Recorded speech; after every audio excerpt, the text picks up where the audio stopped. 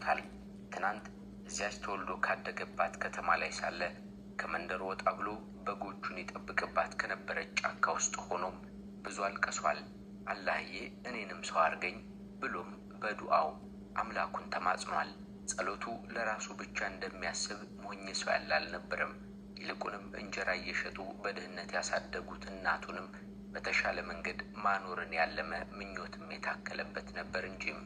ዱዓው ሰመረ። አጋጣሚዎች ወደ ስኬት ጎዳና መሩም። እየፈተነች ያስተማረችው ሕይወት ወደ ቁም ነገር ቦታ ይዛው ከች ማለት ጀመረች።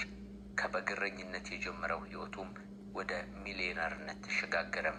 ልጅ ቶፊቅ ወይም በሚታወቅበት ስሙ ታኩር ቲክቶኩም። ታኩር የሚሊዮነርነት ጉዞ በመልካም መንገድ ተጀምሮ ከሰሞኑ ደግሞ ታላቅ ሰርፕራይዝ ገጥሞታል። ለመሆኑ ሰርፕራይዙ ምን ይሆን? ወደ ስኬት ከመጣበት ምስጢር ጋር አዋህድን ይህንን ድንቅ ሰርፕራይዝ እንነግራችኋለን። ሰላም እንደምን አላችሁ የተወደዳችሁ ጎራ ስቱዲዮ ቤተሰቦች። ጎራ ስቱዲዮ ወቅታዊ፣ ማህበራዊ፣ አዝናኝና አስተማሪ የሆኑ ልዩ ታሪኮችን በመዳሰስ ወደ እናንተ ውድ ተመልካቾች የሚያቀርብ ሚዲያችን ነውና ሰብስክራይብ እንድታደርጉን በአክብሮት ጠየቅን። ዛሬ የታኩርን ሰርፕራይዝ ቃኝተን ወደ እናንተ በእንዲህ ያለ መንገድ እናደርሳለን። እስከ መጨረሻው ከኛ ጋር ቆዩ። ታኩር በእውነተኛ ስሙ ቶፊቅ ይባላል። ተወልዶ ያደገው የፍቅር የደግነትና የመልካምነት መገኛ ከሆነችው የወሎ መዲና ደሴ ከተማ ነው። የልጅነት ጊዜው እጅግ አስቸጋሪና ብዙ የህይወቱ ውጣ ውረዶች የተተበተቡበት ነበረም።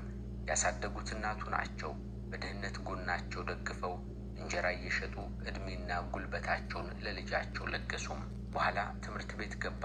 እስከ 11ኛ ክፍል ተምሯል።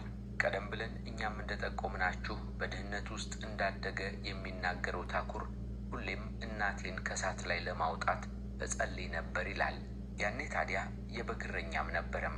ውሎ በአብዛኛው ጫካ ውስጥ ነበር። በወቅቱ የሚውለውን አዋዋል በቲክቶክ በኩል ማጋራት ጀመረም። ያኔ ታኩር ማንም አያውቀውም። የሚለቃቸው ቪዲዮዎችም ተመልካች አልነበራቸውም።